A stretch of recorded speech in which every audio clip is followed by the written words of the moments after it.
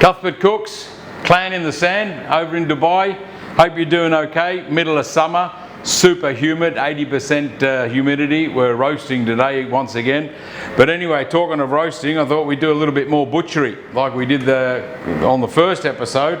But before I do that, I'm just going to the importance of keeping our knives sharp with when you're doing butchery, young chefs, you know, and you really need to know how to keep your knives nice and sharp. So I just got a lovely little stone here. I use a bit of dishwashing liquid instead of oil because I find the oil after a while clogs up your stone, but it's totally up to you. Make sure that when you sharpen, when you're doing butchery or doing anything really in the kitchen, make sure you've got a sharp knife, yeah? And make sure you're using the right knife for the job as well. This is a nice boning knife. But then when we sharpen our knives, we just got to be a little bit careful as well because the oil or the detergent is slippery around. So just a very simple technique, just backwards and forwards on the rough part of the stone. Your sharpening stone will have two edges, a rough and a smooth. And as I keep this one really sharp, it doesn't take long just to bring the blade back up to where we need it. Yeah, so a little bit like that. I turn around the thing a little bit, do like this, and I've got a very, very slight angle just on the stone to make sure that the edge of the blade gets nice and sharp. I go backwards and forwards. You know, there's different techniques. I just use this technique. Other people go round and round in circles, but some people just go one way like this and then the other way. Yeah, so it's what you're comfortable with. So that one's done. Then I flip my stone over, and I've got a smooth edge as well. So I just take another little bit of detergent, get the slippy up, and then we just finish off the blade nicely, making sure that it's nice and sharp, because we don't want to be slicing through our fingers with a blunt knife because we're putting extra pressure on the knife. We want the knives to go cleanly through whatever we're cutting, whether it's a tomato or a piece of beef that we're going to attack in a minute. So keeping your blade sharp and keeping your knife sharp, key to working in the kitchen, young chefs, and make sure you learn how to sharpen your own knives, yeah? That'll do. Right, I'll just wash off my stone and wash my knife, and then we'll get back into the butchery. So I've just washed my stone, washed my knife. Now a little bit on the steel as well, just to give that last little edge to get it nice and sharp. I steel my knives away from me. I mean, you've got a guard on your steel. Some people do it this way, but I was always taught to do it this way because it's just a bit safer in case you get a little bit distracted. And if you're going this way, you can either slice yourself, slice your thumb, slice someone else, yeah? But just a little bit of brush up on the steel. Keep your steel clean as well. Don't forget to sterilise your steel, and that'll do us. So one of my mates who's down in New Zealand, who I grew up with, Darren Breeze, he sent me a message a couple of weeks ago and said, "Oh, can you do the perfect steak?" And so I said, "Oh, all right then, I'll give it a go." But what I thought we'd start with first is the perfect piece of meat. Now, Darren's in New Zealand. We were born in Bulleen in Victoria, in Melbourne.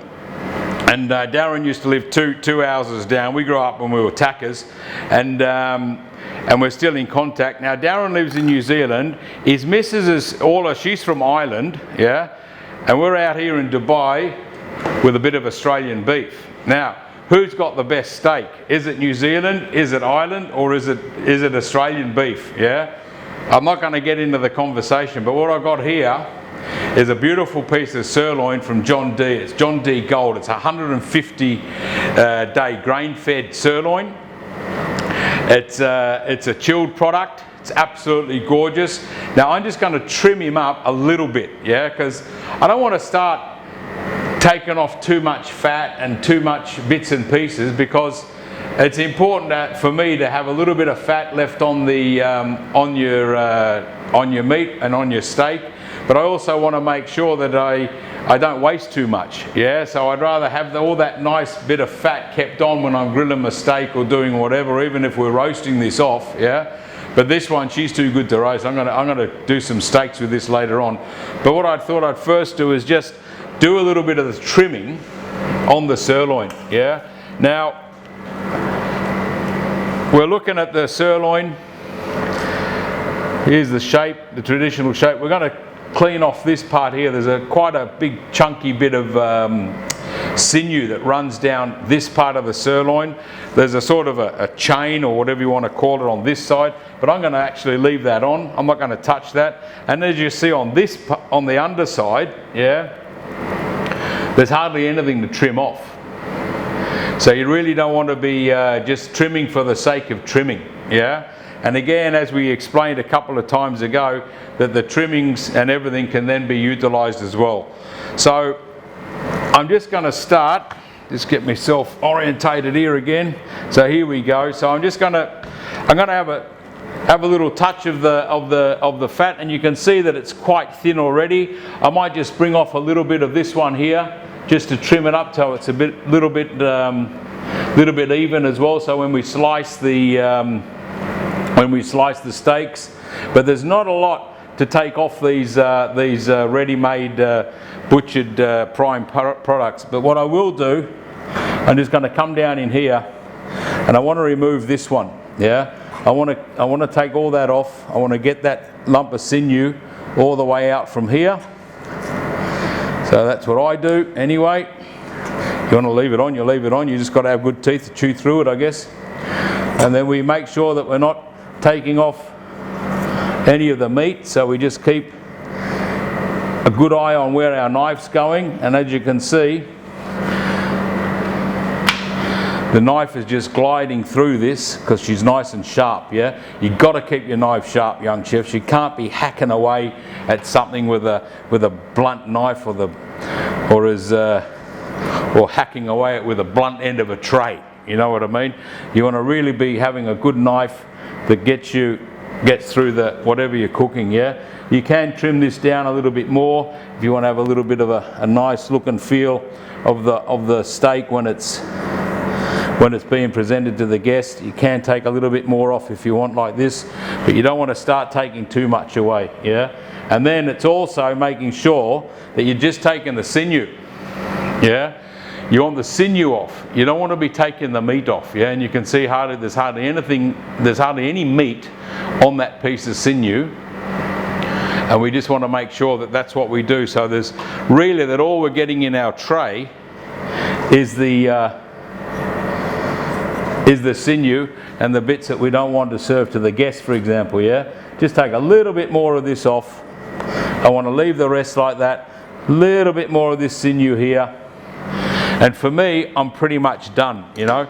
Now I'm doing it at home, so I've bought a lovely piece of meat, yeah. I don't want to be throwing it in the bin, yeah. So I'm just going to have a look down here. I'm going to take this little bit off here because this will be a bit chewy for me old teeth. Get that off there, trim that out. And as you can see, I'm hardly taking anything off the actual sirloin itself, yeah. We're keeping it nice and keeping all that, and that's it. You know, that for me is enough from the fat side. Maybe a little bit more fat off here, just as it slides through beautifully. The knife's nice and sharp, yeah. And I've got that to where I want it to be. It looks lovely. It's going to cut nice. Now we flip him over, and there's a couple of little hard bits here where the sirloins come away from the bone, so we just take out any bits of gristle that you can feel that may still have slipped through the butcher's hands. But you know, this one's really cleaned up nicely. These are lovely, yeah. There's no need to be doing anything more to that. No need to muck around with it. Just have a look at the back here, make sure that little bit of tough bit comes off there. And out of this whole beautiful piece of Australian beef, we've only got this much waste, yeah. So this is purely fat, yeah. And then we can just add that into our stock pot and render it down, and it'll just give a bit of flavour as well. So out of all that, That's all we've trimmed off. Yeah, you're looking at what? No more than 300, 350 gram, 400 gram. Now I'm just going to cut this in half, just to show you the beautiful marbling inside this one. So we just slice him in half. Another sharp knife goes beautifully through the meat. Yeah, absolutely beautiful meat to cut as well. And then we have a lovely piece of sirloin. Not too much marbling, but a nice bit of fat. You can see the amount of fat on the top, so when we slice the steaks, that's going to be lovely to cook with as well. And then you've got a nice couple of pieces of meat here.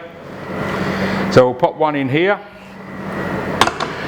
Steaks, they can be as thick as you want. You cut them half a kilo each. You cut it in half and try and roast it, yeah. Or you just do nice steaks that are easy to cook at home, yeah. Keep them to about 180 to 200 grams, but you decide how thick you want your steak, yeah. And then you work out how many you're going to get out. This is nicely chilled, so we're going to be cooking this a bit later to make sure that Darren gets to see the perfect steak. But to start with the perfect steak, start with a great piece of meat, yeah? And then understand how you're going to cook your meat and what you want to do with it, yeah? So tenderloins, sirloins, ribeye, just steaks, just grill them nice and hot, a little bit of seasoning, and then you cook them to whatever degree you want. If you want to cook them well done, that's up to you, yeah? You know, a little bit of ribeye needs to go past medium rare, for me up to medium, so the fat and everything and the texture of the meat actually starts to break down in the cooking. Your tenderloin, you just flip him up and down a little bit. You don't want to cook him too much. I like when I got a tenderloin, I cut like little minute steaks or little medallions, yeah, not too thick, only about an inch thick, half an inch thick, and just cook them really quick. And same with the sirloin, yeah, do it on the barbecue or do it in a nice cast iron pan. But then when we cut, we just make sure that we get a nice even and a nice sized portion. And then this one, now if you're fat conscious, unlike myself, and if you think that's too much fat to be serving or that you don't want to eat that, then it's very simple. After you've trimmed, you just trim that off again. Just trim it down a little bit, yeah? Pop that in your thing, and so there you've got a lovely little steak. It's only about 150, 160 gram, and we're going to cook that in a beautiful hot cast iron pan. So let's cut another one out. I wouldn't want to be cutting them any thicker than this, you know, because I don't want to you know, it's just, I find it better to, personally I just like to cook them fast, yeah, and not have to worry too much about cooking up a great big half kilo of sirloin at home. So these ones are quite nice. You just knock them down a bit, beautiful bit of seasoning. So we've got beautiful little sirloins, lovely bit of marbling in there, nice bit of fat that's going to help it give flavour when we cook it, yeah, and that's going to go in the pan. And then when we come to eating it, how you want it cooked is really up to you. You like to eat them rare, you cook it rare, yeah, you do it medium rare. I'm going to cook these to about medium rare.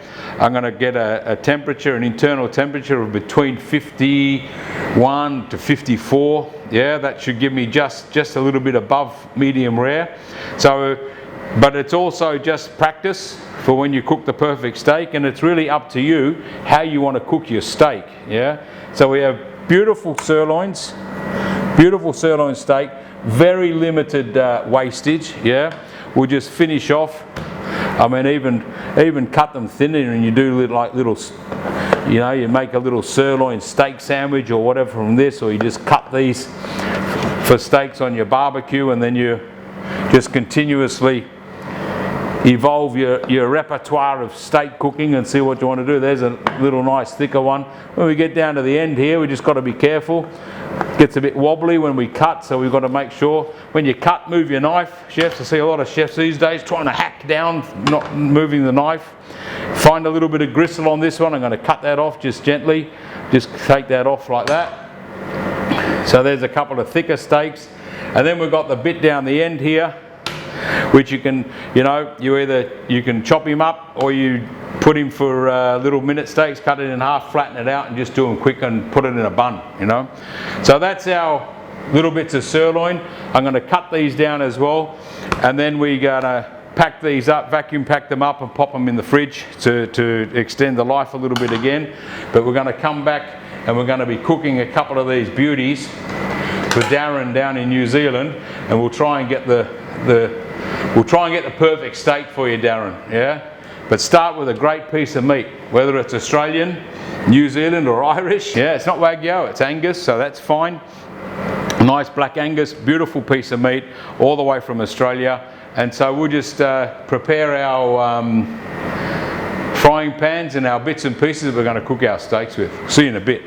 So now we've done our cleaning and we've done our trimming, and now we're going to get into cooking the perfect steak. So we said earlier, and this is for Darren Breeze down in New Zealand, perfect steak starts with the perfect bit of beef, good strong knife to clean your beef with, or do your butchery. Yeah. Now where you get your meat from, that'll always be the eternal battle. Is grain fed better than grass fed?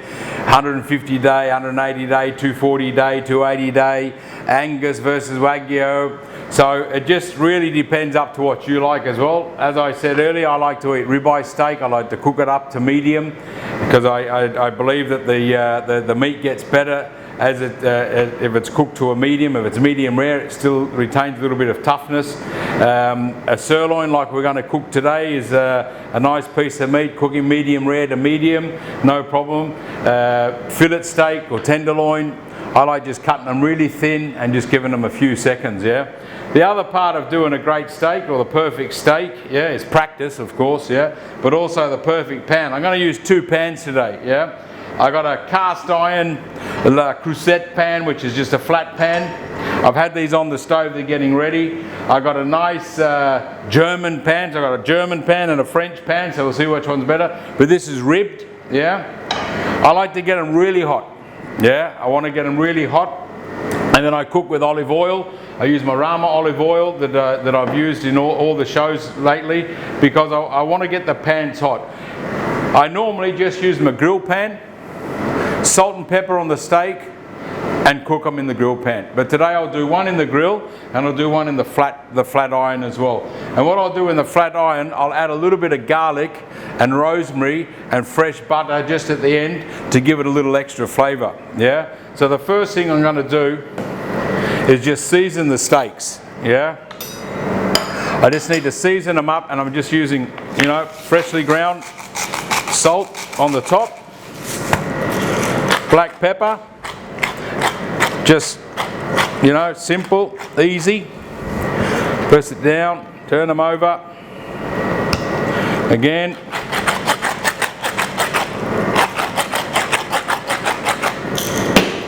Salt. Wash my hands quick. I've got to keep my hands washed. I got the pans on, so as you can see the pans are starting to smoke. I want to cook them hot. I like it hot. Some like it hot, that's why we live in the desert. Olive oil, little sprinkle. Olive oil, both pans. So the red one's going. I'll just turn my little fan on here. Now, 2.5, 3 minutes aside, 4 minutes aside, up to you. I like to leave one side down so it gets a really nice caramelization of the fat, and I leave it sit there and cook one side and then just flip him over, and that's it. One thing that we see a lot of chefs doing, second one, pan's hot, in we go. Yeah, so we can time ourselves as we want. Yeah, okay. So we've got the pans going. When you cook, don't play around with it. Put the steak in the pan and let it sit there. Yeah. Now there's all sorts of techniques. You can put a thermometer in it to see what temperature you want it cooked up to. You can use your fingers. You can do the old, okay, it's a medium rare on your fingers or thumbs or whatever, but it's practice, yeah. And touching the meat sometimes is the way to understand it. Is it medium rare or medium, yeah? So I'm just going to let them sit there and cook, yeah. I'm not going to press them, I'm not going to push them, I'm not going to put a lid on top of them. I'm just going to let them sit in their pans and cook. As soon as we turn this one over, I'm going to add in a little bit of butter and a little bit of the garlic and some fresh rosemary, yeah? And I'm just going to spoon that over the top, yeah? But as I can see, now I'm going to get Cameraman Code to move today. He's going to have to move in. So when we lift up the steak, so we can see the caramelization of the fat, and we can see the caramelization of the meat as it's cooking as well. So I've had these in now just on 2 minutes, yeah? So if you want to move in Cameraman Code, and we're going to have a look under this one, and then we're going to have a look under this one, yeah? Now remember, this is for me mate Darren down in New Zealand. He posted a beautiful shot of his lawn mowing team today on Facebook. It was a herd of cows. He lives in a lovely little thing. So look, let's have a little look under here. Yeah, so we look under here and we see a nice, you see that? We've got the grill marks, but it's still not ready, yeah? So we're just gonna let it sit, yeah? Gotta let it sit. What I've also done is brought these steaks up to room temperature. So they're not completely cold out of the fridge, so they've been sitting out for a bit to bring them up to room temperature. And if we have a look under this one, and this one's also getting some nice caramelization, yeah? Slowly you'll start to see beads of blood or moisture coming through the top, yeah? And that could be an indication that it's nearly ready to turn over, yeah? But we'll go by time, yeah? So we're on about 3 minutes. And it just depends, you know, you have to practice. On the perfect steak, Darren, you're going to have to practice, mate, yeah? Darren's got a paella pan that's fantastic. He brings it in the house, he cooks on the patio, he cooks in the garden, but he's an expert in paella. I think he was a Spanish, he was in the Spanish Inquisition or something in an earlier life, yeah? So we've got 3 minutes. Now we're going to turn them over, okay? Bingo, beautiful. Nice caramelization of the fat. Beautiful line mark in this one. This one is not going to take too much more. I would say another 2 minutes and then we're going to let it rest, yeah? This one, over he goes. Beautiful. Now because we're going to put some butter in, we're going to drop the temperature down a bit because we don't want to have a complete burn of the butter, yeah? So now all we do, we toss some garlic in. This is going to start giving some flavour. I've got some lovely fresh rosemary here. We're just going to cut it up. I'm going to cut it in half, yeah? In she goes, yeah?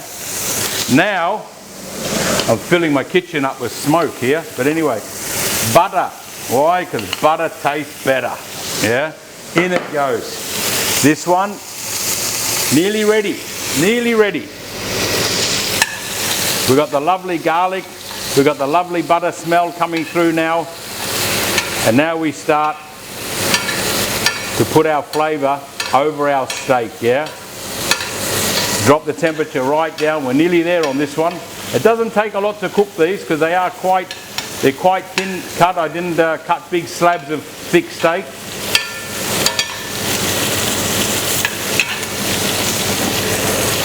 I'll get my strap harnesses on.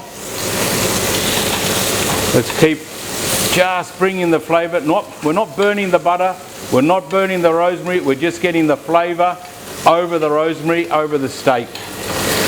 The garlic is caramelising up nicely. For me, they're done. This one, beauty, lovely, off with the gas. And what we're going to do with this, straight onto a wooden board. We're going to rest them on a wooden board, turn the gas off. This one's ready as well. Zoom out Cameraman Code so we can just make sure that we can see this.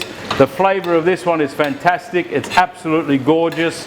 Look at the caramelised, look at these caramelised pieces of garlic. I mean, and that flavour is just going straight into the steak, and butter tastes better, yeah? Just beautiful. Off, done.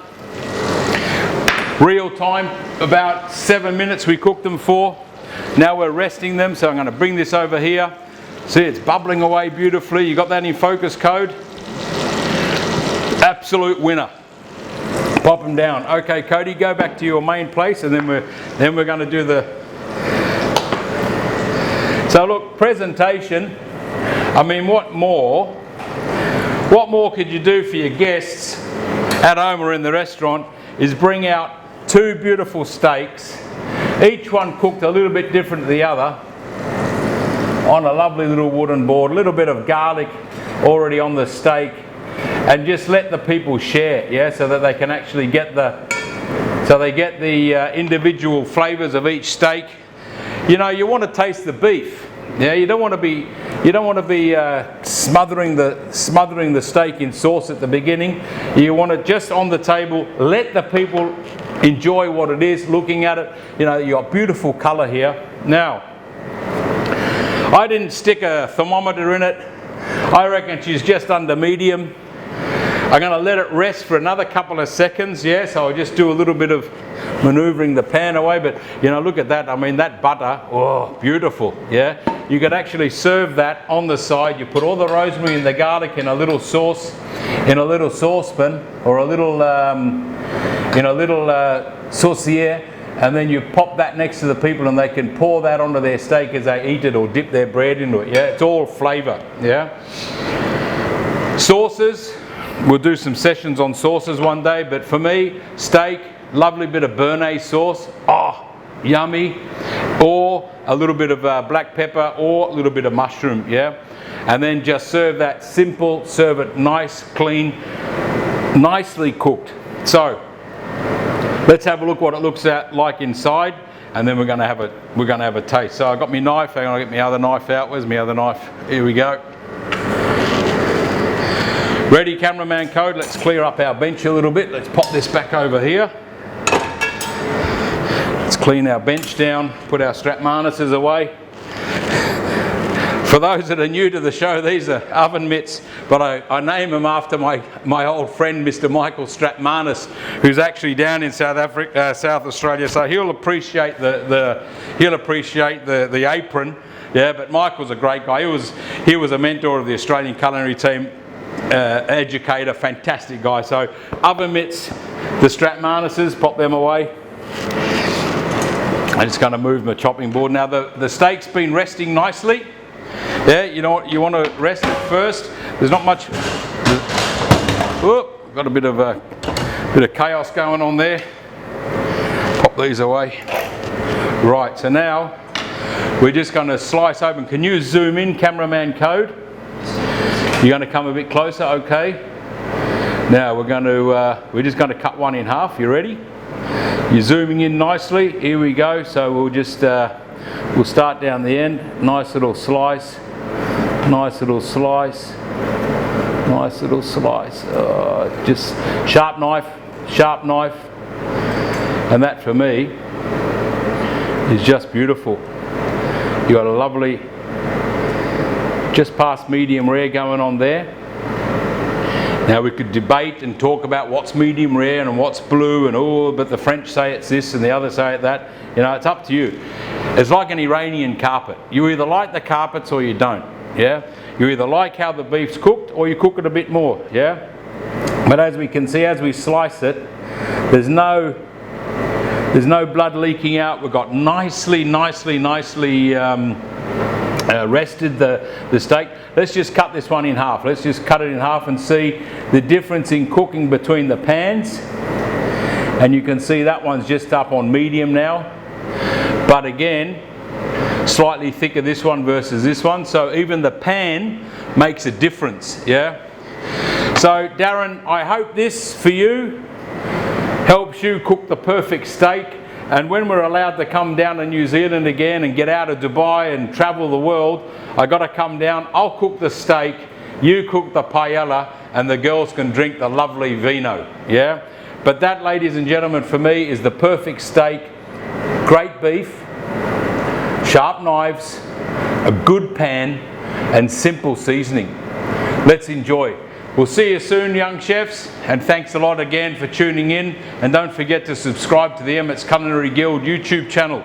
Lots going on the Emirates Culinary Guild at the moment, and always good to see new people having a look at what we're doing. And not only myself and the president, but we've got a lot of our members' videos, and a lot of our people are doing some great work. Keep safe, stay well, see you again soon.